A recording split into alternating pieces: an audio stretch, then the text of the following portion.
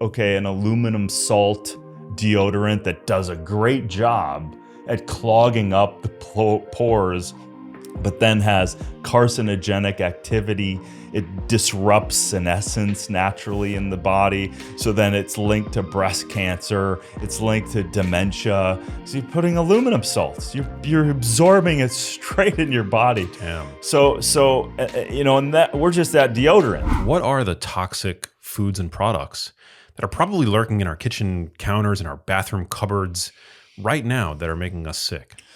Yeah, we've got a lot of different classifications, 60,000 plus every year, industrial chemicals created every day. We have forever chemicals. The classification is literal, forever. So they persist in your body. They persist in the environment. You got the things like parabens and phthalates and PFAS and formaldehydes and dyes and these kinds of things. So they're lurking, and we always taught, you and I, we say, hey, look on the back of the label. Here's the crazy thing: what I just mentioned, most of those are not on the back of the label, so you don't even know. Wow. Which is part of the idea of this book, was like, hey, this is an invisible. You and I have spent our career, enlightening people on better ways of health. But if we're not talking about the thing that's undercutting our endocrine system, that's running our body, and probable, likely, possible carcinogens popping up everywhere, then that's a problem. And it's a lurking problem, and it's in the umbilical cord of virtually every child being born today. Wow. Right? And so hundreds of chemicals. So it's hard to say, but the PFAS, which are per and perfluoroalkyl substances, these things are the grandfather is Teflon, right? So they've started to rule out the nonstick pans. If anyone still has those, please discard them immediately. But it permeates itself into all of these things that you would have no idea, right? So for the women, you have mascara, lipstick, all that stuff that, oh, hey, we're gonna market, it doesn't wipe off. Well, how doesn't it wipe off? That's a PFAS, right? And then you have things like certain plastics and cans, and so it's really good at its job. It's a heat resistant barrier, right? And it also is a slippery surface. So when people wrap food in their packaging, that's all PFAS. Right? Like when you get like a sandwich and it's wrapped in this paper, and the underside of the paper is like this oil-proof, waterproof texture. Mostly PFAS. Wow. Right? And there's some great, in the lurking around and the discovery of deeper layers, there's some incredible companies. So always there's an optimism for me, because I, number one, get to expose myself to solutions and the people and sometimes the owners of these companies. So there are solutions for all of this, but this is something to where we have to face it in order to change it. And that's where this whole ethos of the book is. It's like it's a resource guide to uncover the invisible. The tobacco industry was a lurking theme as I was diving into things like electromagnetic fields, when you're diving into what's in most of the personal care and lotions and shampoos and deodorants and loopholes in the fragrance and natural flavors. And you virtually, as a layperson, it's impossible. You'll never see PFAS on the back of a label. Yeah. So these things, so people are thinking, well, what is it, right? So it's a derivative of this Teflon to make this incredible convenience so that your food doesn't stick to it. By the way, the no wrinkle shirt, PFAS, Wow. right? The stain resistant carpet and couch, PFAS. The slippery bedding, PFAS, Damn. right? So now you're swimming in this soup. Not to mention all the other dyes, all of the other bleaching agents, Although you have the thing, like I'm looking at your shirt, and it's funny when you look at some of the stats, and I'm like, do you know on average how many chemicals it takes to make your shirt? And my shirt's 100% cotton. I know Okay, that. But cotton is like one of these heavily sprayed crops, right? right. So if it's not organic, then it's technically, it's heavily sprayed glyphosate, heavily sprayed. The majority of our pesticide use is unconventional cotton. Wow. Right? So just by the nature of producing this product is harmful to you, and it's harmful to the environment. So it takes about 8,000, no joke, 8,000 chemicals to make that t-shirt. Damn. Right? So, and then most of these things are formaldehydes and azo dyes and even phthalates and the PFAS and all these different bleaching agents and chlorines and all of these things. And then people say, hey man, it's not killing you, right? So we have to understand that, yes, you're right. You put that t-shirt on, you're not dying tomorrow. But the body burden over time of all of these things, on average, a woman is exposed to about 120 to 200 chemicals every day, just by her normal, shower, body wash, hair treatments, cosmetics, all of this stuff. And then you just keep pulling the string and you go, okay, what was your clothes washed in? All of those fragrances that are largely undisclosed and probable carcinogens. There's some incredible studies that when you're staring at this, you know how many swear words I was saying as I was diving deep? I have a pretty good understanding of this. But as soon as I got into it with another 20 researchers, you go, oh my God, it's infinitely more intense than I could possibly imagine. So that's where it was, you peel the layers of this persistence, and it's this persistence that really does the damage. There's some great researchers, right? So there's a great researcher who did on EDCs, endocrine disrupting compounds, called, her name's Dr. Shayna Swan, and a book called Countdown. That was a great resource. I interviewed her, and people want to dismiss this stuff, but we're seeing it in the evidence. We're seeing it also. There's another great professor out of Washington University.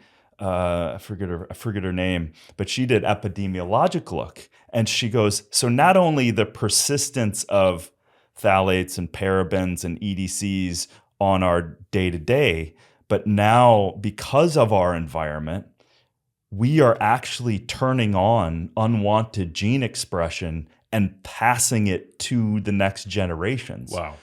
So that's where this stuff gets. It's terrifying. It's a weird world, and yes, it is kind of an overwhelming thing. But if you just grab that book, you don't have to read the whole thing. Open a page, point to it, and just start reading. You're guaranteed you're gonna learn something, and then there's always a solution, right? So the danger, I think, is continuing our modern day life and just someone else is doing it, we're fine.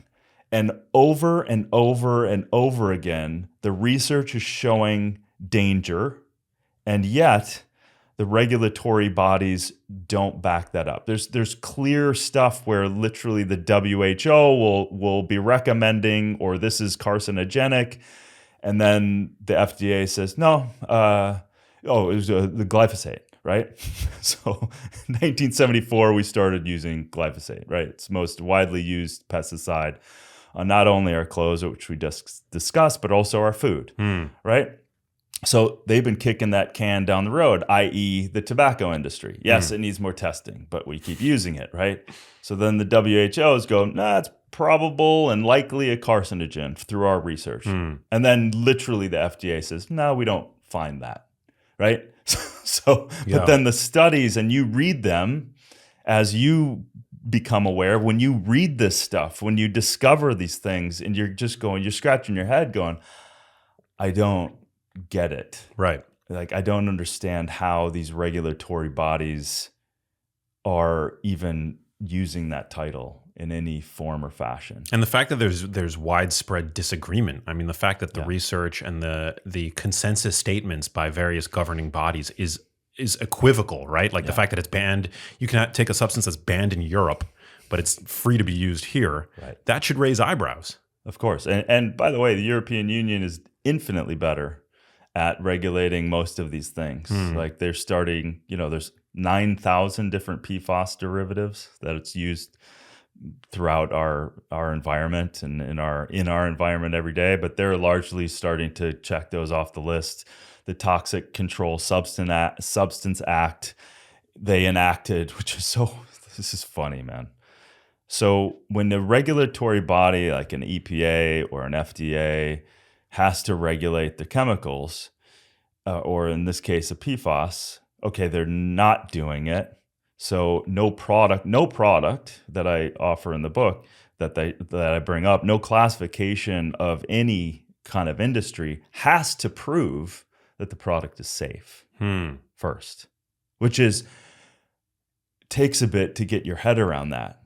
And then only until there's overwhelming evidence, then they get pressure. Overwhelming evidence of harm. Right? So it's out in the world. Right. And after I finished this book, then I saw the Coke company has Simply Orange, and some independent testing facility tested what was in it. There was no orange juice, and I don't think they were even claiming it was orange juice, but they call it Simply Orange. There's 200 PFAS chemicals in that beverage that you could go and purchase and drink. So this is so until someone independently calls it out and say, "Hey, these are dangerous." Oh, okay, we'll ban it. So that's the trip about this whole thing. So these synthetic, novel, industrial chemicals, they're essentially innocent until proven guilty. Yes.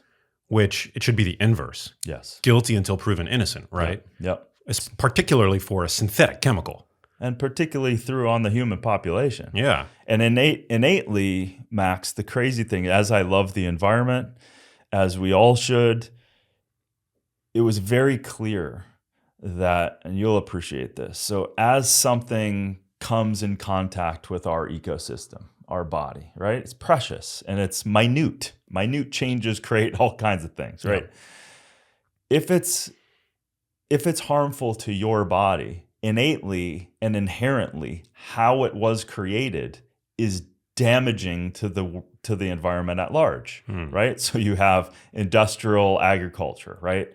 Just horrible conditions, growth hormones, of course, the kind of food that's full of pesticides, herbicides, all of that stuff. Of course, they tried to control the water activity, but that largely it destroyed, for example, the Hudson River until it was, used in a shining example to clean it up.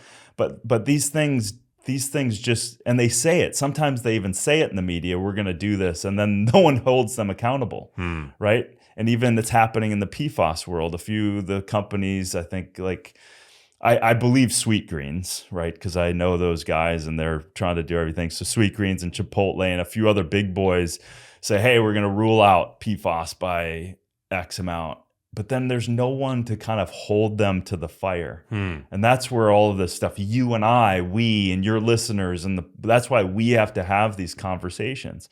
That I largely don't want to have to do this, but I was compelled to write this book. And yeah. Well, if you're not raising the conversation, who else is going to? I think, as you mentioned, one of the most frustrating things about these chemicals is that they're invisible, but they're also undisclosed. Yeah. So if you don't become aware of them and start to, and gain the skill of being able to identify them where you're being exposed to them in your environment, who else is doing that for you? Yeah, exactly. And it's that whole thing of we have to take personal sovereign advocacy for ourselves, right? And let go of this idea that someone else will do it for us, or this regulatory body. How could they possibly knowingly sell us products? Yeah. But that's not the reality. The reality is, These things are, they every so often, like consumer labs will test a bunch of supplements, for example, and like I forget what supplement it was, but there was literal sand. Whoa. The product wasn't even in there. So like in the supplement industry, obviously I have 25 years in the supplement industry. I was seeing this all over the place.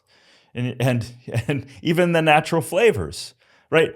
And I'm also saying if someone lists natural flavors, it doesn't automatically assume that some of the flow agents that the FDA allows to be in there is in there, but you don't know. So there's artificial flavors and there's natural flavors, but some of the bylaws by the FDA allow for certain propylene glycols and other flow agents and other proprietary concentration chemicals to allow for a flavor to do its job. They don't disclose any of that. Interesting. So you can actually hide synthetic compounds under the moniker natural flavors? Totally. And the proprietary process of it. That's how it gets. Well, in order for us to do this, our process to get there was a chemical process to allow for concentrations, in this example, for a flavor. Yeah. Right? And we know that when we're playing with chemistry, oftentimes there's things like dioxins or triclosan that is a result of chemical combinations that happen by the interaction themselves. And so they're not even on anyone's list, but the way they're interacting is causing also issues down the line. Same with chlorine, the triethyl chlorine molecules. So chlorine's in our water, right? And they have to put it there in order for us to have, quote, I'm going to use this, safe water, so it doesn't die of typhoid, dysentery, or diarrhea, right? So it's doing the bare minimum, but they're not testing for the interactions of that organic compounds coming in contact with chlorine, creating absolutely carcinogenic activity, right? Not to mention they're putting fluoride in there, which is a whole nother rabbit hole. And then the big contributor now, of course, PFAS is all over in our drinking water. So it's like they're testing, they might have some data on these individual chemicals, but what still remains to be a blind spot is the way that these chemicals interact with one another. Dude, this is this startling thing.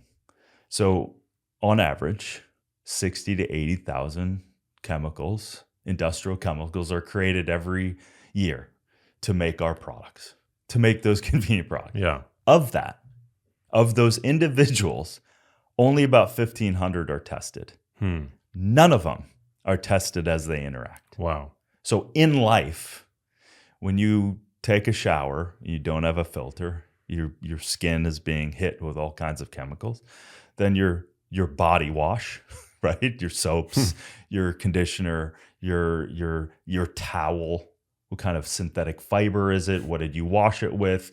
What kind of laundry detergent? Then you come out and you put a slather on a lotion of transdermal horror, right? Transdermal horror. And then you continue down the line of like, okay, an aluminum salt deodorant that does a great job at clogging up the pores, but then has carcinogenic activity. It disrupts senescence naturally in the body. So then it's linked to breast cancer. It's linked to dementia. So you're putting aluminum salts. You're absorbing it straight in your body. Damn. So and that we're just that deodorant, right? And so then the makeups and the conditioners and the hair gels, and then what kind of clothes do you have on your private parts, right? So there's a lot of crazy data to show that, which is why Dr. Swan wrote a book called Countdown. And another great book, Dr. Leo Trisande, who's become a great friend, he wrote Sicker, Fatter, Poorer. He's been on the podcast. He's great. Oh, he's the best. Yeah. So that kind of alarming exposure. And then you can make the argument, because if we reduce it, you go, okay, that phthalate or that paraben has got a half-life in your body and it's gone in a couple hours. But the persistent exposure in our environment, we don't get a break. So it's this stress response over time. And then the more and more we get exposed, the more and more we start having these long-term problems. And then you go, well, why do I have a headache? I mean, these things are connected to cholesterol. They're connected to heart disease. Insulin sensitivity. They're connected to diabetes. Conversely, resistance. Yeah. Exactly. And you're just like going, and we're all running around going, I'm just trying to get my sugar under control. I'm just trying to count my calories. Right. Right. And you're just swimming in this toxic soup. And just to say, why am I so passionate about this? Because I had my first teacher in life, my father, who was a double master's professor, forced retirement in the 90s because he was finally disclosed as having chemical sensitivity.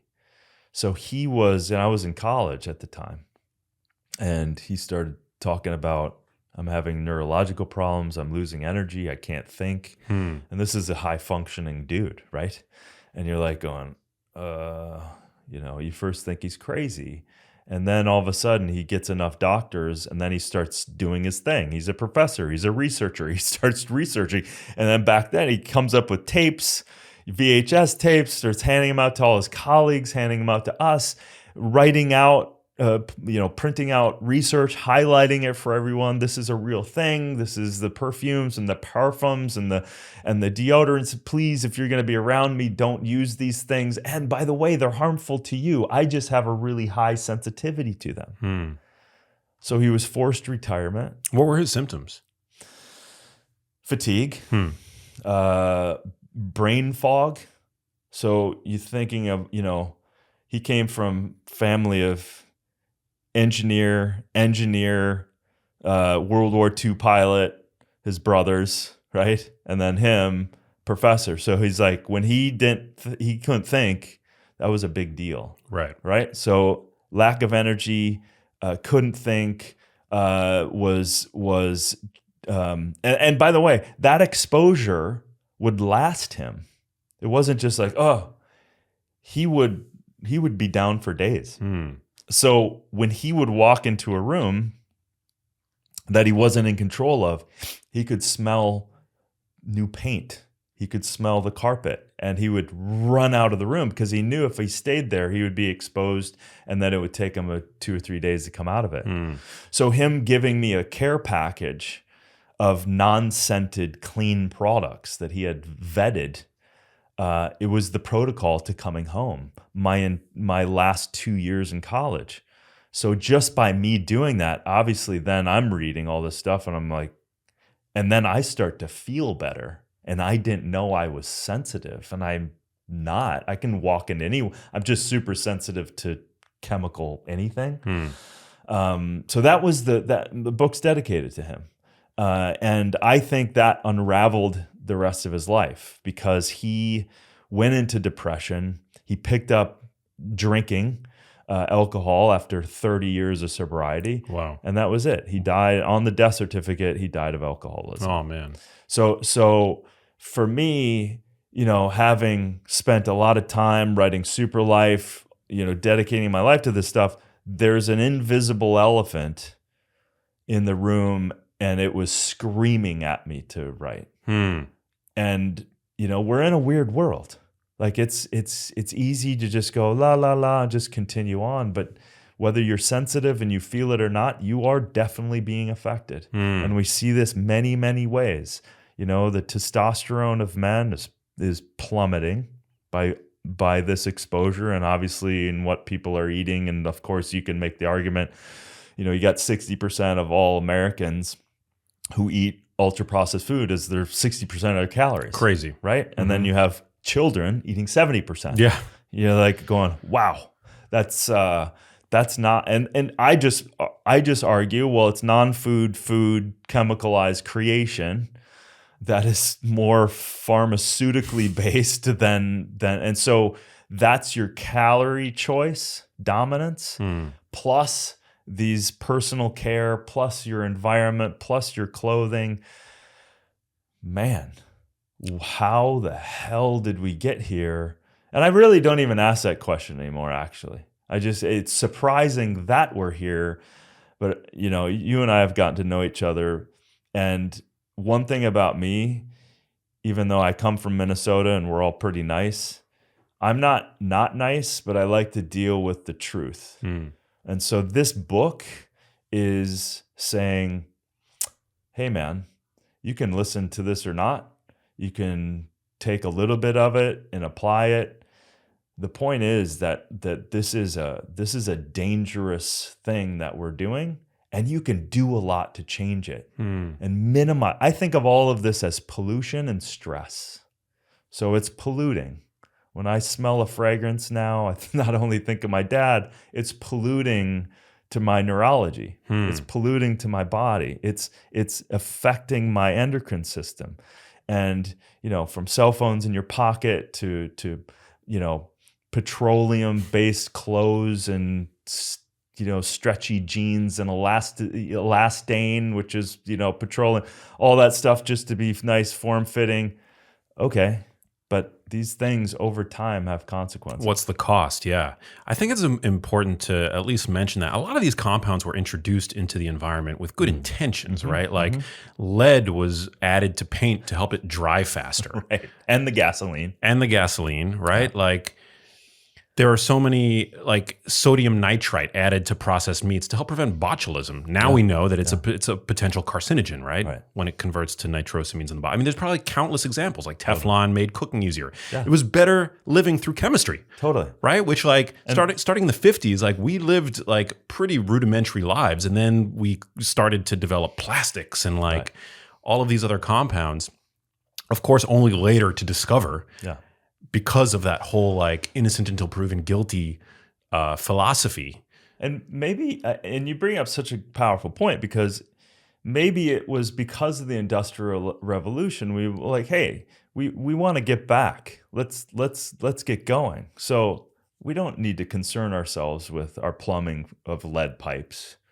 We don't need to concern ourselves. We don't have the time to study if that lead is leaching into your water, right? We don't have the time to understand the long-term effects of DDT. Yeah. Until maybe 1972, we've started to realize that's a bad problem. Here's the crazy thing is, and this is the danger that we're playing. 98.2% of what's in most adolescents? What? DDT. DDT, a banned... Still. Wow. Banned pesticide, right? Yes. That was outlawed when Silent Spring came out, right? By Rachel Carson. Yeah. It was like killing birds. Yeah. Yeah. Hence Silent Spring. Like they were like just dousing huge swaths of agriculture with this like toxic pesticide. Yeah. One day, like it took a journalist, right? She was actually a journalist. She wasn't a scientist. Yes. If I could be, I hope I'm not getting that wrong. But like it took an outsider to say, guys, like I'm not hearing birds anymore, Yeah. Well, think about it. It's all of and that's a great human spirit, right? We, the people, get passionate about something, we innovate something, we create something, we create a change, we push, we create the overwhelming evidence, right? We do that. I just met Dr. Dean, God, I forget his last name, I had an incredible podcast with him. And he's 74 years old, and he was trapping in northern New York State, and as a kid. And he was setting traps in the morning, catching it, like going back at night, see if he caught anything, blah, blah, blah. And then all of a sudden, in the middle of the night, these trucks were digging and dumping. And he's like, so he took his journal and sketched it. No cameras or anything. He started sketching it, right? Like, this is what I'm seeing. And then later showed his dad. I go, what is that? So come to find out, that was the Ford Motor Company dumping paints and dyes and all of this stuff in the environment just down from, I forget the indigenous group, but just down from them, downstream. So every family had someone with cancer. Wow. He dedicated, so now he's 74 years old. He's dedicated his life to cleaning up all of those rivers. You know what he showed me on the podcast? The same journal that he had sketched of what he saw, the big machines dumping that in. Wow. So it changed his life, and he spent the rest of his life, he's still to this day, fighting corporations and toxic dumping that's downstream, affecting, of course, all of our water. So this stuff continues to this day. I mean, even when it's not deliberate, you hear stories about like what happened in Ohio a couple months ago, right? Exactly. Like the train derailing. You kind of heard about it. Right. You kind of heard about it. That's a very dangerous, airborne situation, and mainstream didn't even really pick it up at all. And you're like, someone messed up. Like, what are we going to do? Like, we got to face these things in order for any of it to change. So yeah, like the long-term effects of even that in our waterways. So this is, to your point, we innovate. Plastic is incredible at its job. It's so good at its job. And it's so good that we haven't really found a change for the supplement industry or the food industry quite yet, right? It's coming, but we really haven't found, because we don't have something with the strong oxygen barrier, for example. So that's why supplements still show up in plastic, and why certain foods still show up in plastic. Yeah, you can use glass and everything else, but that's why it's really good at its job. But we've gotten so... I mean, anyone who's ever used a paper straw had to suffer through that experience. Right. Right. I mean, plastic is good at what it does. Yeah. And that's the... But it's like... But that's lazy on us, right? So there's great companies doing incredible things. There's a good friend of mine, Troy Swope, who's doing he's engineers doing a lot of work around algae-based chemistry change of getting the same properties of PFAS, but using algae-based clean products. So it's just, from his perspective, it's just lazy, right? Right? And he's been in this most of his life. So we need to push. That's why these conversations are more powerful. Yes, is government and lobbying, and yeah, of course, let's do all of it. But as the population of the 8 billion of us, I'd rather 8 billion people know about this than not know about it. Yeah. So we can change these things. I think for your average person, though, it can seem like, who's naive to this topic, it can seem overwhelming that we're just swimming in all these, these potentially harmful compounds. So what's like a good, starting place to begin to, clean up one's life? Yeah, I say this all the time. I think because of proximity and vulnerability, I kind of think from going in to out. So what are you putting in your mouth, right? Right? You got to drink water. So don't drink water out of plastic. Yeah. I mean, we offered you water when you came into the studio, and you were like, as long as it's not coming out of a plastic bottle. Right. Yeah. Because I just don't want, 200 microplastics. No, it's 200 microplastics we ingest on average every year. Wow. 90,000 microbits of plastic people on average digest just from drinking water out of water bottles, right? So you think about the cascade of chemicals that is in a microplastic, right? And the endocrine disruption and estrogen binding compounds. Your body is like fighting receptors, so it's thinking more estrogens there, which is then helping to plummet the testosterone. And it's just like, holy shit. So we're ingesting this stuff. So that's what I think. So water, beverages, things like that. And then, of course, food. So what can you do? An easy thing is, I think you still have one, an AquaTrue or RO system. Yeah. Right? So it's not that expensive, right? And you save so much in other forms of water and bottles and everything else. So get a glass bottle, get an RO system. If you can afford it, get spring water, get go in your backyard and tap the, and test it and whatever. But Yeah. but that's a good way, because now all of a sudden you're eliminating pesticides, herbicides, larvicides, PFAS, pharmaceutical drugs, dioxins. Like, you're eliminating all of that from your life. So get your water right first. Yeah. Got it. Yeah. And then food. Yeah. Then obviously, your listeners already know that. Ultra processed food, try to get that out of your life as much as possible. All food's processed to a certain degree, but this is the ultra processed food because it's mostly chemicalized. And of course, then you can look at conventionally grown food, right? Because there's layers and layers of pesticides, and if you're eating meat and dairy and all of that stuff, and then the growth hormones and conventionally grown stuff and the pesticide residues, all of that stuff. So try to clean that up. But what do you say to people who will encounter these personalities on social media that push back against like the organic movement? They'll argue that, well, everything's a chemical. There's no evidence that conventional is any, less safe than organic. And basically that, like, they'll even come out against the environmental working group, saying that it's basically like it's funded by the organic foods industry and therefore untrustworthy. Right. Well, there's multiple layers to that. So number one is what's going on in the organic movement something that is getting less and less stringent? Yes. I don't like it. Right.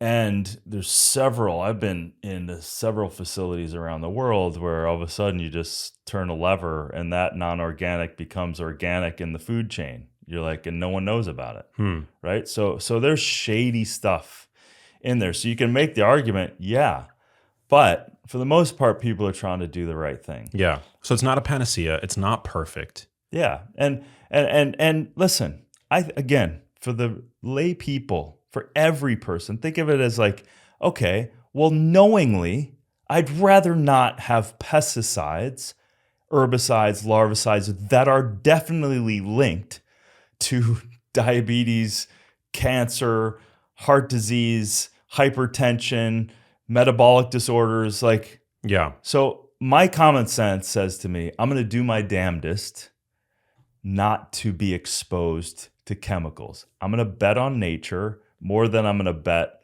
on that. It's just doesn't make a lot of sense to me to just flippantly to do the opposite. Yeah. Doesn't make any sense. Yeah. It's like, and yeah, you can like, I'm going to put my health in the hands of Bayer. Yeah. Which their line item is lawsuits. It's baked into the program. They will get sued. They have been doing nefarious things since the dawn of time. But also, would you agree that conventional here and there, and even water out of plastic, again, not going to kill you. So right. Like no need to like freak out. Don't or freak like out. Go thirsty if you're, for example, at an airport for hours or on a plane. Yeah. Here's what I mean. That's good. Yeah. I mean, listen, you this is what I do. Just to make myself feel better. When I go, because I have some travel coming up, so when I go on a plane, I'm not dehydrating for a whole day, right? Actually, Sean Stevenson tried that. He goes, I'm not going to drink any. He was like, I was so screwed up, right? So I choose the hardest plastic.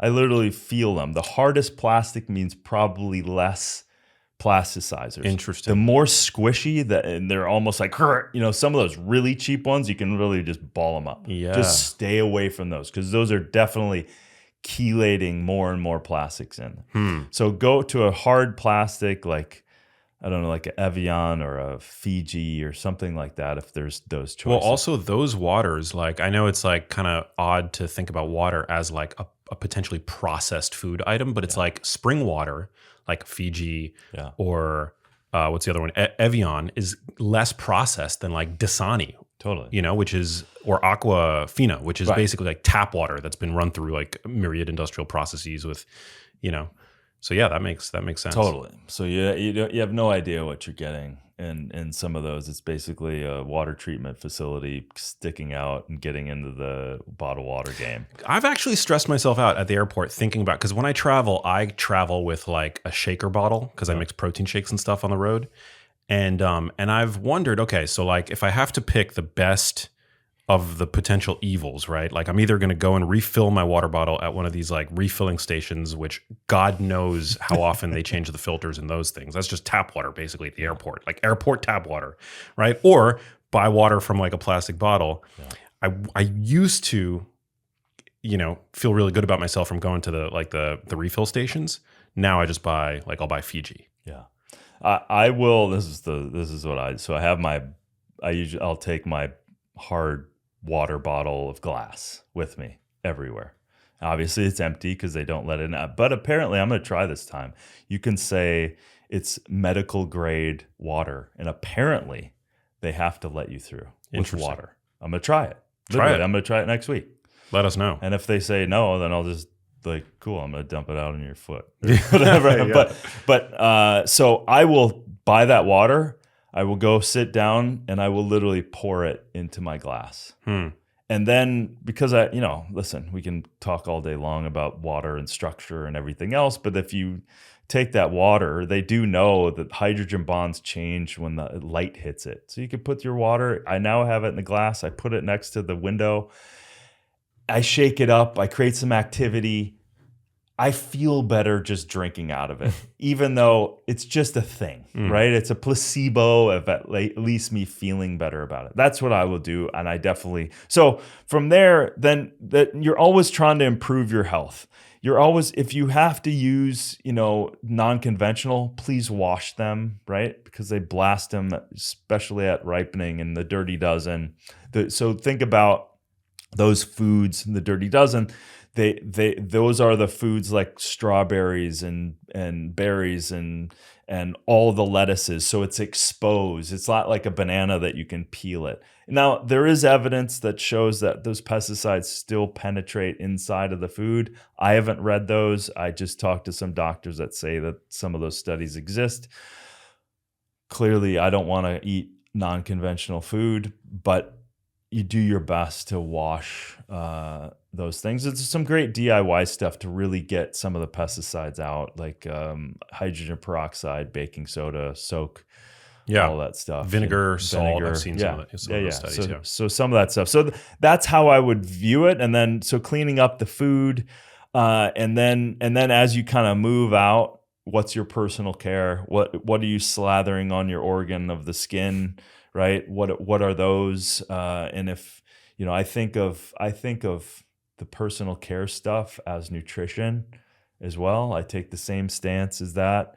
If it has these phthalates and parabens and PFAS, I'm definitely not going to put it on my skin.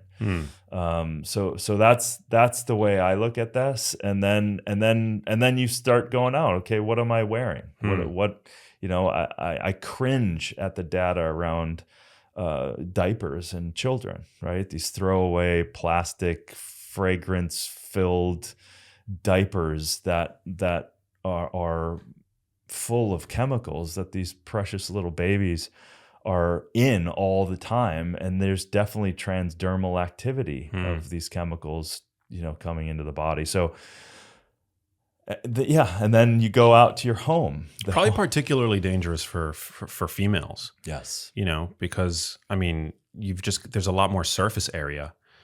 100%. Right? With a female, like the mucous membrane is a lot larger than as compared to like a male's. Totally. Well, think about you're wearing, people are just buying underwear. And it's stretchy. And it's mostly obviously not organic. It's not a natural material. It's usually a plastic or a nylon or whatever, the latest Under Armour or Lululemon stuff. And it is scary. And then then it heats up, your body heats up. Moisture, heat. Yeah. So yeast infections, kidney problems, endometriosis. Again, you have proximity But then you also have, again, further and further exposure of all of this stuff, leading to more EDCs and more things. And then you're trying to optimize your life, or at least you're trying to do the best you can. And these things are undermining the very operating system of your body. I just, I find it kind of scary sometimes. Yeah, definitely. Talk to me a little bit about, because we mentioned them earlier, natural flavors. Because to date, I have I've had no concern over natural flavors. I ingest them, I would say, on a regular basis. Yeah. Is this something I need to be concerned about? Yeah. if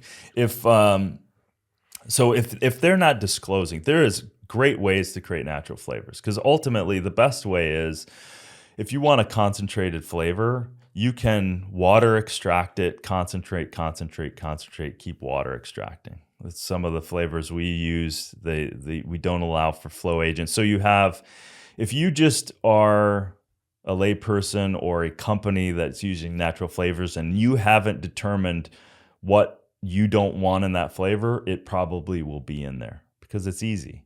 Propylene glycols, other flow agents, these kinds of things. So there can be up to 100 different kind of chemicals in your natural flavor. So you want to look for companies that are proud of their natural flavor. I just was talking to another interview, and she was concerned of a natural flavor. She reached out to them personally, and they sent her the lab reports of their natural flavor profile.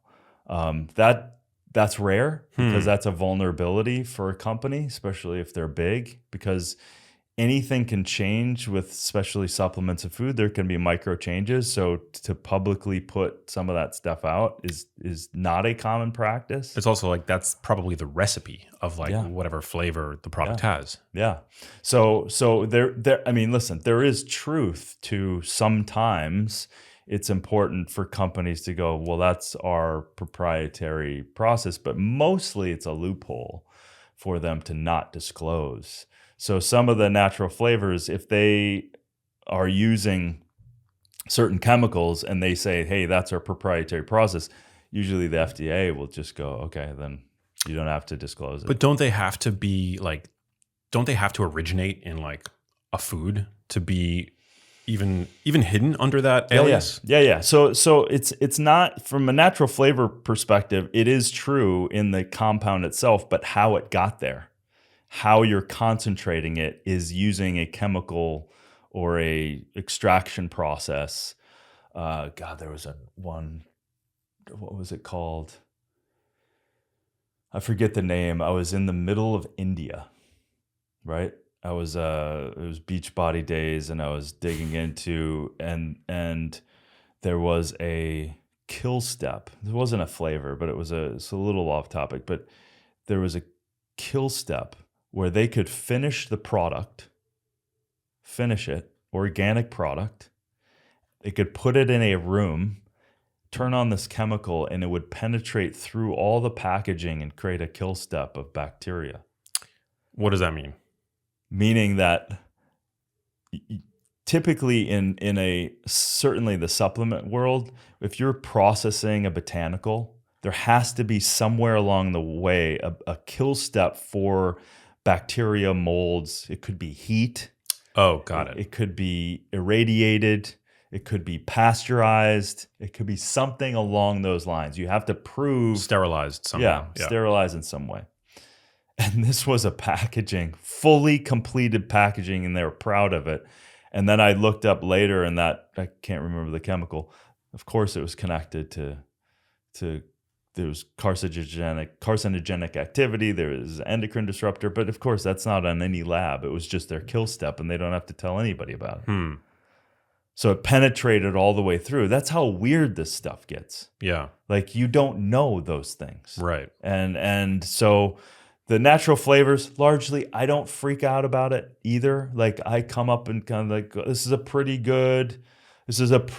so I look at the whole thing. This is a pretty good company, pretty conscious. Now listen, a lot of people in the food and supplement world are naive, or they assume, I was there too 20 years ago when I kept saying, hey, we're using natural flavors in Shakeology and we're blah, blah, blah. And then we'd test it because we'd always back ourselves up. Mm-hmm. And then we're like, well, hey, there's propylene glycols in there. We told you we want the natural flavors. And so I kept going back and forth. It was kind of me at the time, just trying to finalize the formula.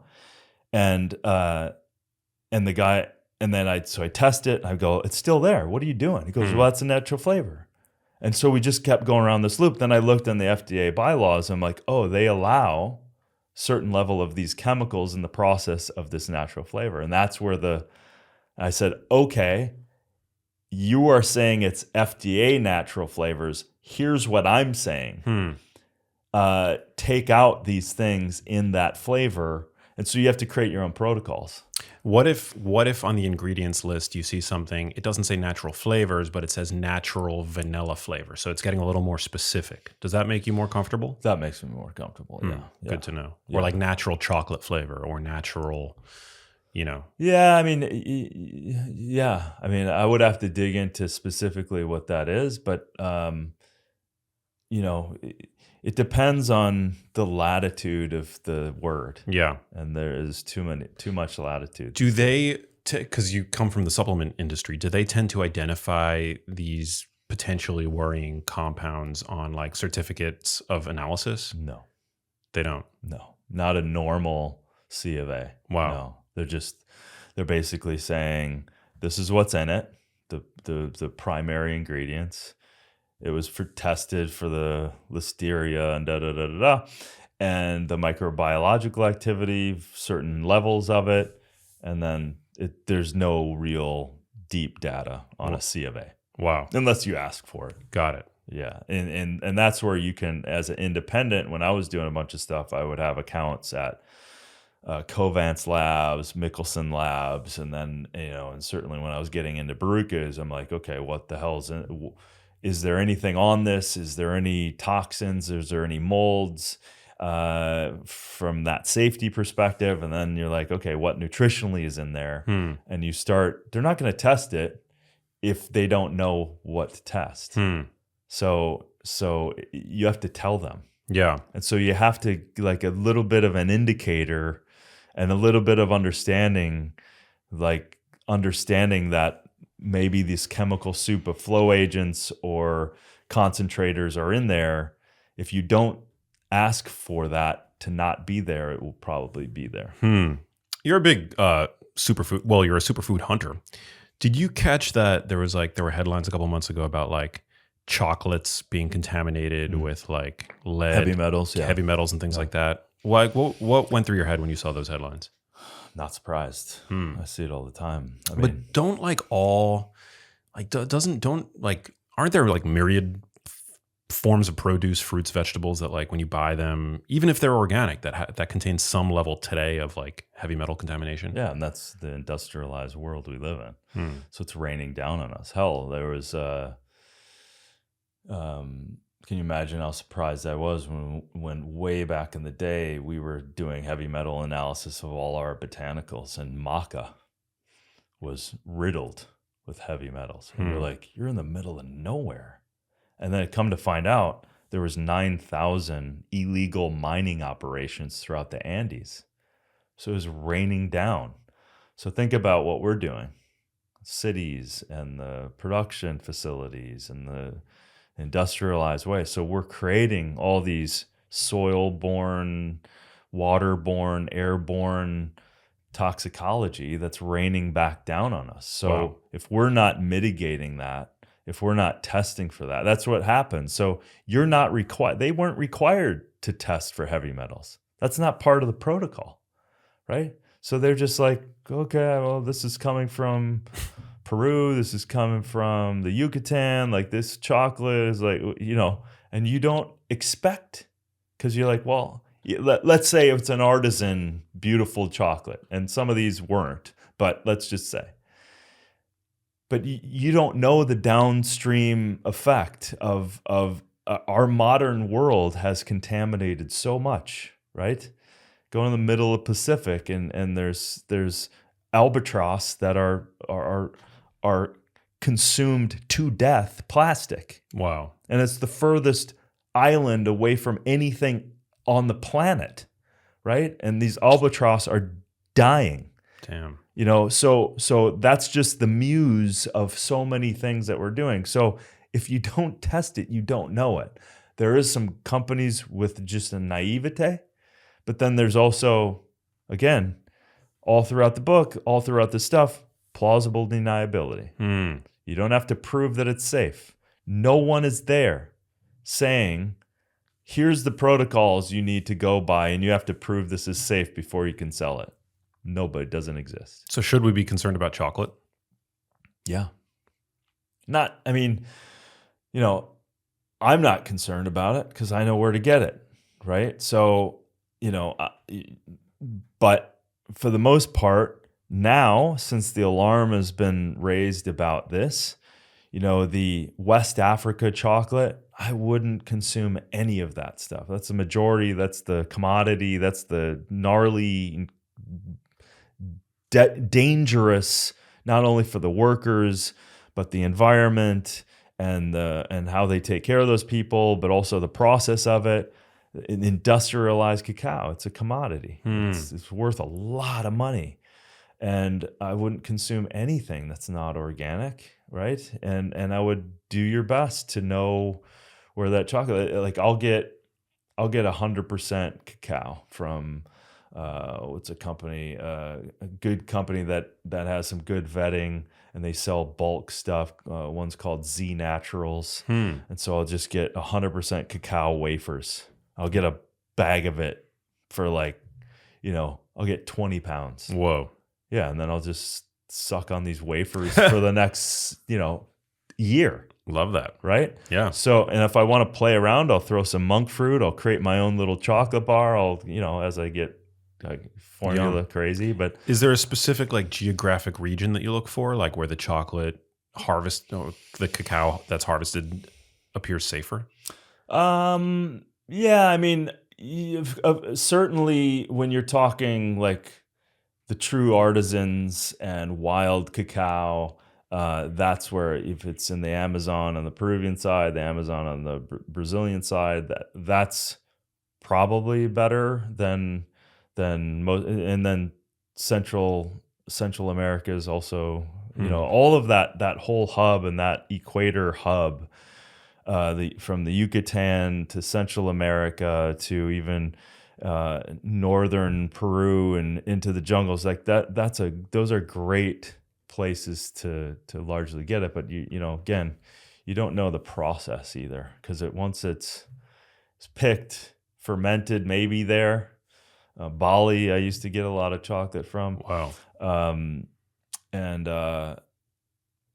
It's. The processing there, they had heavy metal detectors. They were way ahead of the game, but they were still very artisan. So, but that's the muse of it all. All of this stuff. Unfortunately, you gotta dig in. You gotta learn. You gotta ask these questions. You gotta ask more from these companies. Couldn't agree more. Yeah.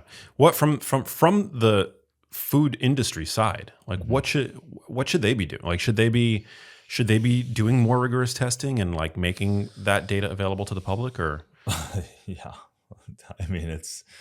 it's a wild west too. You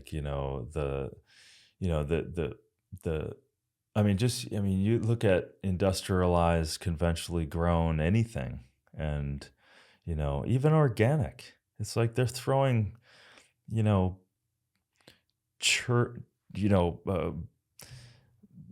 defecation of other animals and for fertilizer, and throwing it on as it's growing, and you wonder why chewed up animal for fertilizer, and they're as it's growing. So you wonder, well, how the hell does romaine lettuce get E. coli? Yeah, this is how that kind of stuff happens, right? Right. And so, if I were as a Surgeon General, I would definitely have infinitely higher standards than what's going on right now. And you see, listen, the whole thing about all of this stuff, conventionally grown, not proving safe until there's danger already happening. That level of business is upside down, Right. right? And it puts all of us in danger, and it puts us all of us in a stress response. So, like, let's go back. Like, we have to work together. We have to work together with conventionally grown everything. So I'm not like, there's some good people. Like, I'm not saying that. There's good people, there's good farmers, there's good people trying to do better things, but we need to actually work together with them, get them back to actually growing the way things need to be grown through regenerative practices, and get out of this laundry list of side effects that happen when you divorce nature, when you spray it and try to kill in order to, raise a plant. It just doesn't work that way. Yeah. And they're not even taking into account, for example, conventionally grown, they're not even taking into account that I think that there's new studies showing that, they were testing some stuff on some bees, and the nicotinamide are very detrimental to the bees of the pesticides, but now the affecting the worms and the biomass, and now it's you can't kill in order to create life. There is always going to be a side effect, and that side effect the side effect is not to spray more chemicals. It's to look at all of these systems, look at it differently, and for us to come together and like, okay, some of this stuff is a little more expensive, but also other things like sprouts you can make for a few pennies, a quarter, for a massive nutrient-rich salad, right? So, like our friend Doug Evans, right? so there is a way. There's always a way, and this whole third of this book is all solutions, and that's what we do. We come together and let our human spirit fly, and just say, you know what, this makes no sense. A lot of people are going to read this Fatal Convenience book and go, what the hell? Because and it's also what I love to do. If I was a Surgeon General, I would flip on the common sense switch again. Oh yeah, we need more of that. Yeah. Common sense isn't all too common these days, unfortunately. Yeah, and we've gotten apathetic to kind of life. It's like, I'm just gonna keep doing what I'm doing. That's fine. You can do that. But for the rest of us who want to like not be a victim to chemical romance that doesn't have our best interest, let's wake up and push back. Definitely. Do you cook? Yeah.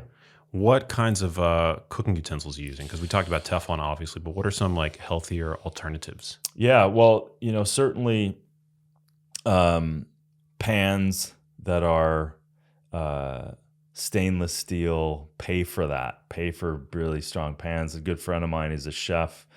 It's got all of the non-Teflon studies done on it, called a rad pan. You should get one. It's really great. Is that a brand or something? A rad pan. Rad pan, yeah. So I love doing that because it doesn't stick, but it doesn't have the chemicals. Ooh. So that's a great one. Chef Oren. And I just ordered a set of like clean bamboo utensils. Like, disposable or like reusable? No, just reusable. Wow. Yeah. I went on Etsy, and I went through all my other ones. I just like, it just feels good eating off of that stuff. Do you have a dishwasher?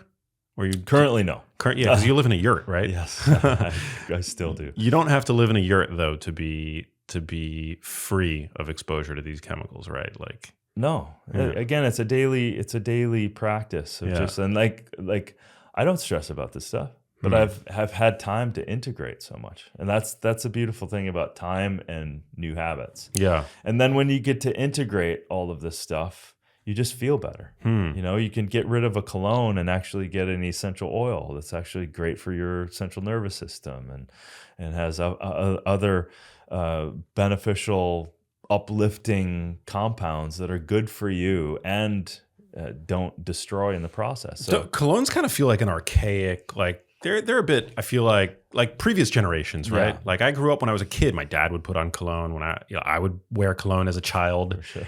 You know, it's crazy. But now I don't own a single cologne. Right. But it just comes through the fragrances, right? Yeah. So what we wash with, what our shampoo was, the deodorant that we have. So that's kind of taken over as the cologne. Yeah. You know, it's all these other fragrances. We're just awash in all this other crap. Exactly. Well, dude, people should definitely go pick up your book, Fatal Conveniences. I'm so proud of you. Such an important book. So and the timing, like couldn't be better in terms of like the timing, because I feel like people are really hungry for this kind of information, you know? Yeah, man. It was a big one. And again, the ethos of everything that I want to do is just so people don't have to suffer unnecessarily. Hey, if you like that video, you need to check out this one here, and I'll see you there. You can make yourself resistant to fructose, but if you keep hammering it, you know, eventually it's going to break you. Yeah. Yeah, I mean, but like today, so many people are. I was just reading a statistic that 25% of the adult population is sedentary.